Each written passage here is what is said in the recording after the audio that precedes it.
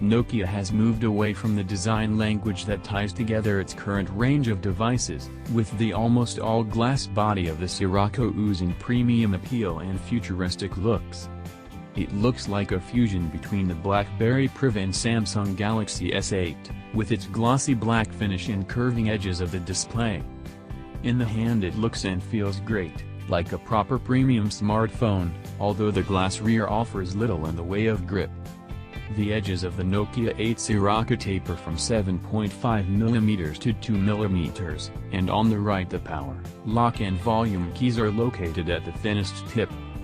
They're flush with the side of the phone too, and this makes them a little tricky to hit. Not impossible, and with time you'll get used to it, but our initial impression was one of slight annoyance.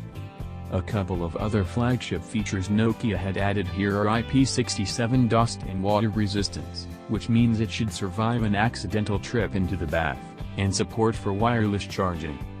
On the base of the phone a central USB-C port is flanked by an internal speaker, but crucially there's no headphone jack present.